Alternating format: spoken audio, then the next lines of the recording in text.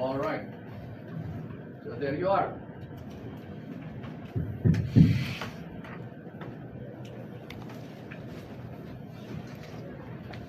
Now, what is the effect if you will amend your complaint? Well, the amended complaint, the original complaint, will be considered without any value anymore because it is the amended complaint that now is going to control the proceedings. But there is a very big but here.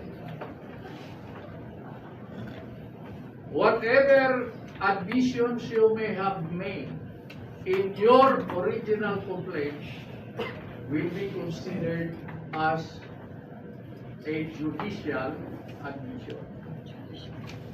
Like for instance, in your original complaint, you admitted that A is your illegitimate son. You admitted that, huh? Then you amended your complaint, you did not include that anymore, that you admitted A as your illegitimate son. Notwithstanding that, you did not include that anymore in your new complaint, that admission that you made in your original complaint will still be admissible against you because that is a judicial admission. Under the law on evidence, under Rule 128, that is a matter that need not be proved because it constitutes a judicial admission. Is that clear? All right. Then when are you supposed to file your answer? Period to answer.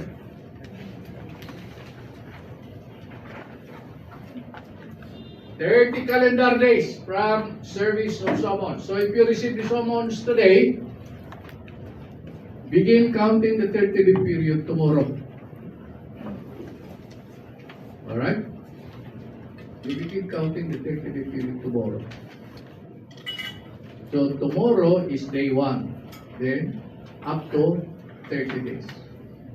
That is your period to file your answer, with a right to ask the court for the extension of your time to file answer.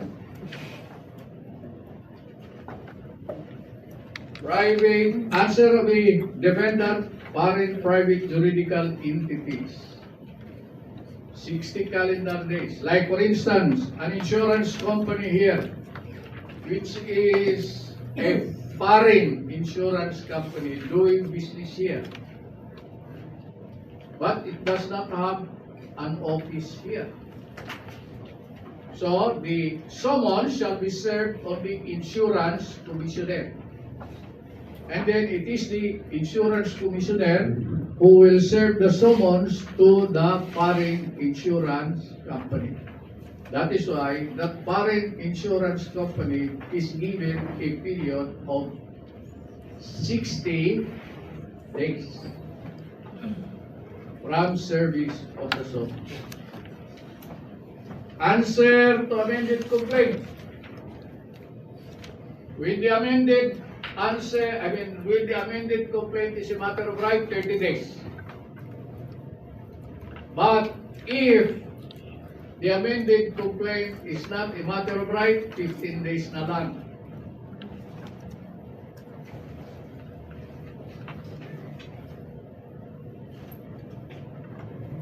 And then, if you do not like to file a new answer, your original answer will suffice. If you think that your original answer is sufficient to deny all those allegations in the first amended complaint. Answer to counterclaim, 20 calendar days. Answer to third, fourth, etc., 30 days. Extension. Reply. Ako yung procedure. Complaint. Tiffany, no? Answer. Defendant. Then reply. 15 days. If you do not choose to file a reply, it's okay because you are considered to have denied all the material allegations in the complaint. I mean, in the answer. If you do not choose to file a reply. But if the answer is accompanied by actionable documents, you need to file a reply. You need to file a reply.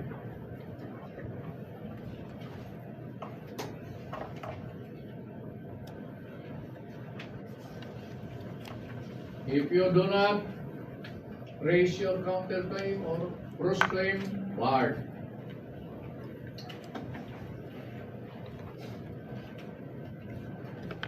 It's a big break of 5 minutes to allow you to observe what we have discussed, and then we will discuss bill of particulars.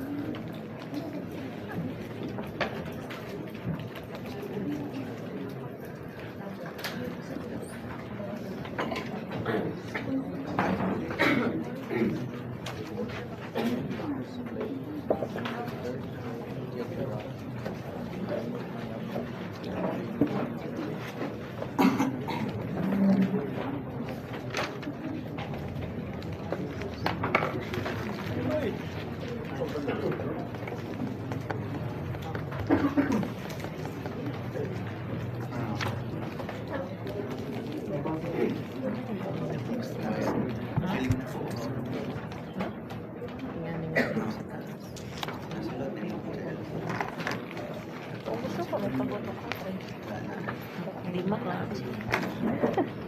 Sige pa, sige pa.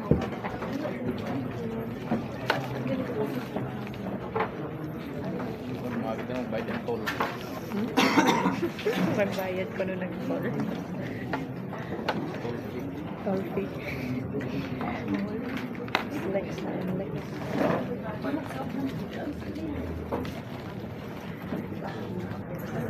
Is everybody in? Yes. Okay. Let us go to bill of particulars.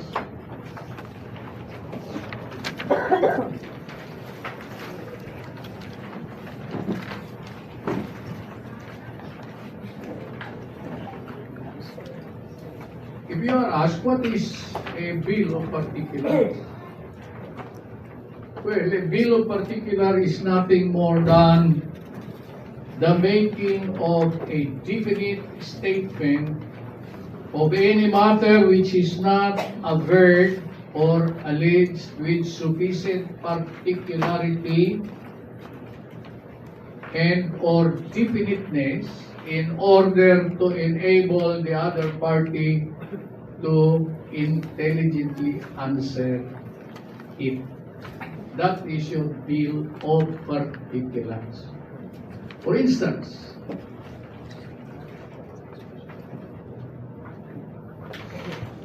you will file a complaint and you say annulment of document. That is your purpose. You want to ask the court to annul a document of sale. So, the title of your case is annulment of sale. Annulment of deed of sale. How did you allege the grounds for the annulment of the document? You simply stated that the defendant obtained the signature of the plaintiff by means of fraud. That's it.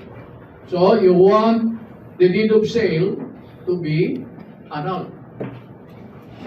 So that the defendant obtained the signature of the plaintiff in the deed of sale by means of fraud.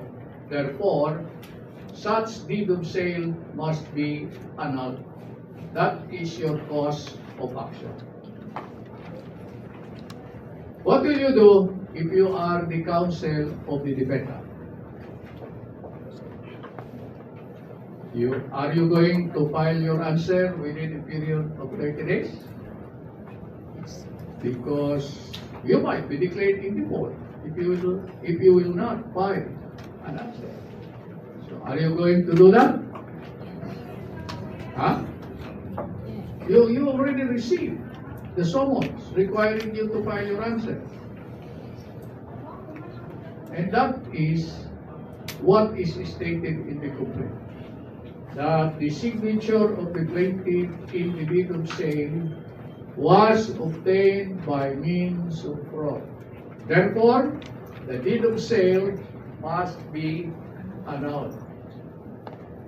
Because the consent of the plaintiff was obtained by means of fraud. So, you are given a period of 30 days within which to file your answer. So what will you do? If that is the tenor of the complaint. Come on, you tell me. You are now the lawyer. You are acting as the lawyer of the defendant. In a complaint for annulment of deed of sale. He has stated the reason why he wants the document of sale to be annulled. He said his consent was obtained by means of fraud. His signature in the deed of sale was obtained by means of fraud. Therefore, his consent thereto was obtained by means of fraud.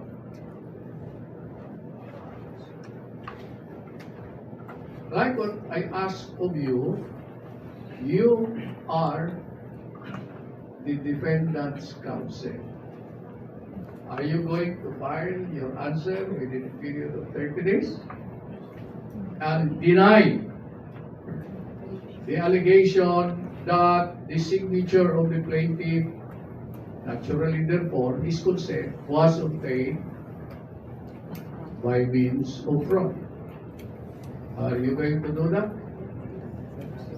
within 30 days? Within 10 days? Why? Why 10 days? 30 days, the content. The answer is to be filed within a period of 30 days, subject to extension. If you will file a motion for extension, then you are given an extension of 30 days. I'm asking you, if that is the tenor of the complaint, are you going to file your answer within a period of 30 days? Why? Why not? Why are you not going? You run the risk of being declared in default for failure to file answer.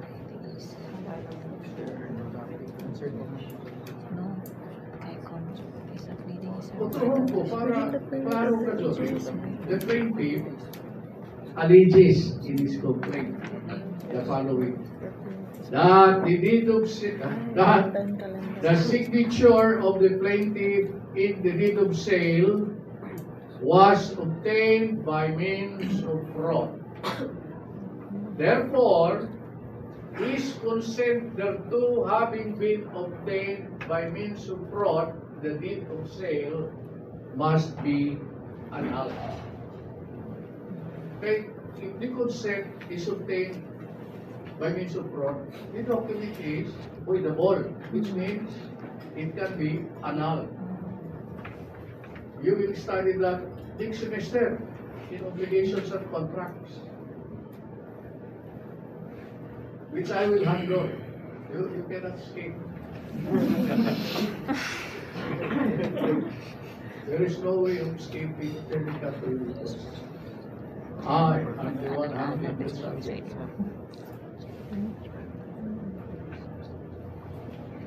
And under 1335, fraud is the ground for the annulment of a contract.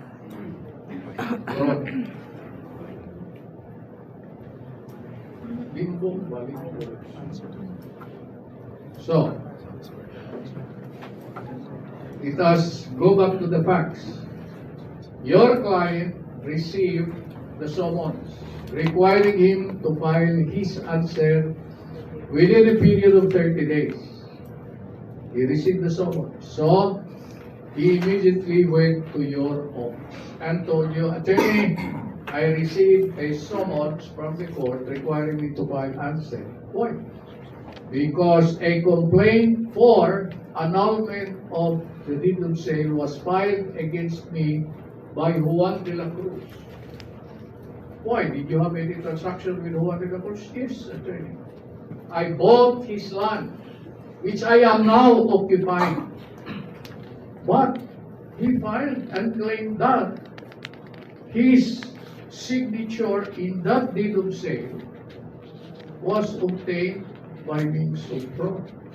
So I am now here to retain you as my counsel because I know that you can ably represent me because you are a graduate of Bravo Tech. Now then, I am asking you as lawyer of the defendant, what are you going to do with those facts? Answer within 30 days. I'm not sure. File an answer. File Within 30 days. days. File a motion for extension. Answer Huh? Why are you going to file a motion for being particular? Is it not clear? Is the allegation not clear enough for you to file your answer? The complaint says that the signature of the plaintiff in the deed of sale was obtained by means of fraud. Therefore, that deed of sale should be annulled because his consent in that deed of sale was obtained by means of fraud. And pag-obtain ng signature, that means his consent was obtained by means of fraud. That is the allegation.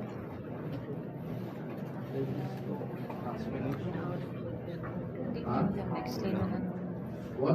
What did you say? Particularly of how the fraud was insufficient. Was done or committed? That's right. Do not file your answer. Why? There are 1,001 ways of committing fraud. How was the fraud committed? It is not alleged properly how the fraud was committed. Suppose the answer will say, there was no fraud because we met in the office of the notary public. And it was the notary public who prepared the document of sale. Suppose the other party would say, how could we meet in that office of the notary public when I was not here that particular day? I was in Cebu, as shown by my ticket in going to Cebu and in coming back to Surigao. I have my plane ticket, so I cannot be in two places at the same time.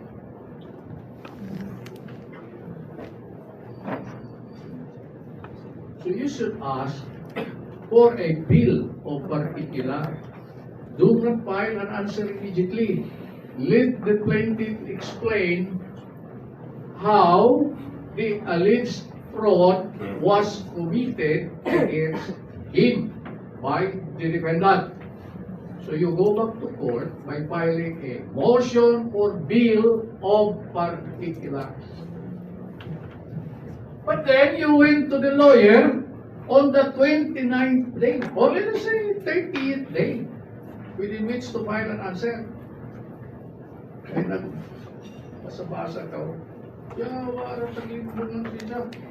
Gano'n mo na kung limbong, hindi ko na kung limbongan. Eh, but you were just arguing with yourself. So you waited. On the 30th day, on the deadline, you went to the lawyer. So the lawyer said, why did you come here only today? The period to answer will expire today. Are you still going to file a motion for bill of particular? If you are the lawyer, Within 10 days. No, ang reply. file a motion for extension to file answer.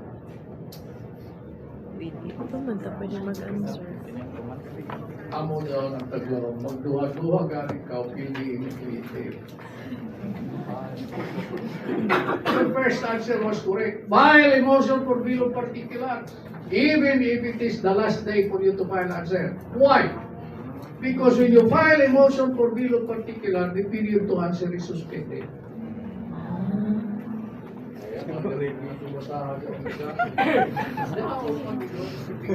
File a motion for bill of particular.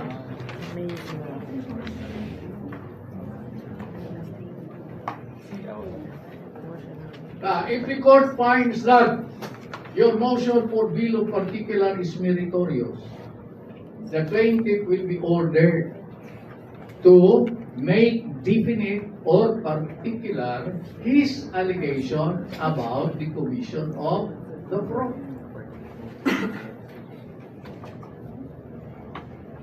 How many days will the court give? 10 days to the plaintiff. Now, suppose the plaintiff does not comply. Well, if he does not comply, the court will declare that that portion of the complaint which says that the plaintiff's signature was obtained by means of fraud be stricken off the record. So striking out is the remedy of the court. Or, if I were the judge, I will dismiss the complaint for failure to obey a lawful order of the court. Remember, you were ordered to make particular your allegation about the commission of the fraud. But you did not. You did not comply. Pursuant to Rule 17, Paragraph 3, failure to obey a lawful order of the court is a ground for the dismissal of the complaint. And that dismissal is considered a dismissal on the merits. It is as if you, the plaintiff, lost in the case. So if you receive an order requiring you to make definite your allegation, you should follow that order. Now, suppose the court will deny your motion for bill of particulars, finding the motion for bill of particulars to be without merit, the same is hereby denied. How about your 30-day period to answer? Lapas na. Okay, you find your motion for bill of particular on the 30th day. No. The rules provide that you will be given the remaining period of the 30 days that was given to you originally. But if you file your motion for bill of particular on the 30th day, you will be given a period of 5 days. That is your fresh 5 days. In effect, your period to answer is extended by 5 days from the denial of your motion for bill of particulars. Get that? So you are still on time in filing your answer.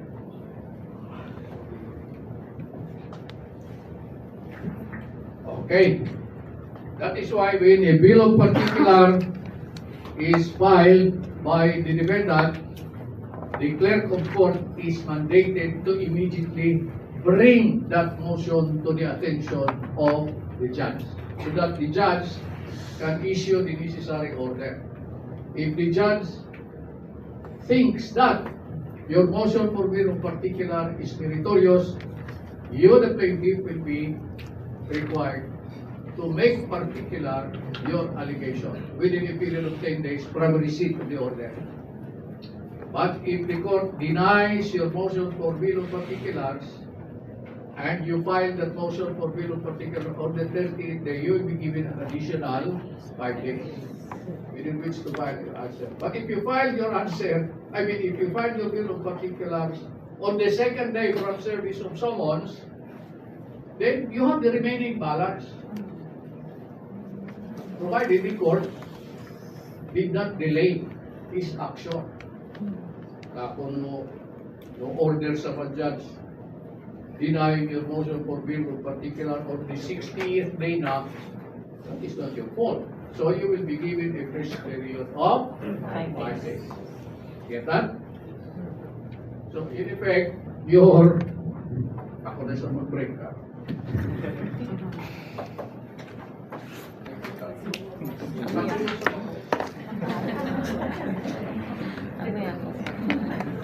So not all cases na ginagawa sa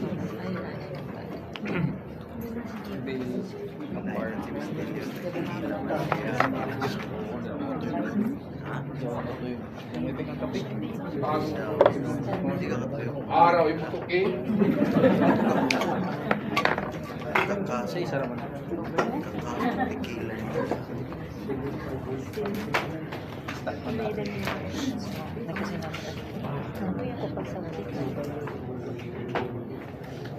wala kung na ako sa Right, so situation there you are. much better kung may hindi ko ano yung wala yan.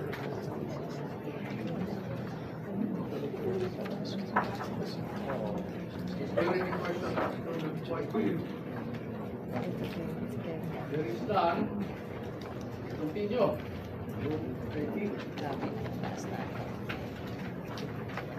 Filing and service of pleading, judgments, and other papers. So the definition of filing is there. Filing is the act of submitting the pleading or other paper to the court. So when you submit the complaint, you are considered to file it to the court. Of course, the date of filing, if this were the complaint, ari nila din ibutang receipt, rubber stamp, receipt, then they will put there the date and the time, then the signature of the receiving clerk. So that is your filing. The act, hindi doon sa babusan, hindi mo, pati doon gawa, butang pa na rule. Service lang. Common sense naman ito, iyaman ito sa una. Pero para lang kung nagtrabaho sila,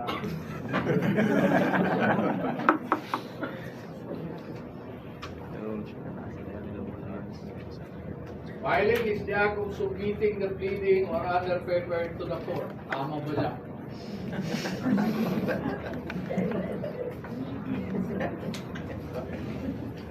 Lagot ka ba? Tamuto yung mga procedure at tandugang sa award, his or her, him or her. Ano ka ba na yung mag-file ng complaint? Basta mo rin. Ako ka mag-file ng answer. May basta mo rin. Kung may butang mo. Kung may title na din yun. Roles of court. Basta malamang mga experts sila. Basta yung galing kung magpaka-affirmi sa basketball court. Tapos naroon mga experts. Supreme Court sabi ang review na, approve. Pero, ating narat na, sa Supreme Court. Kunting, paano ako? Humin mo lang, suspended ka, lawyer. Iwas. Pero, nonsensical ba? Common sense. Sa una, ilo ka mo lang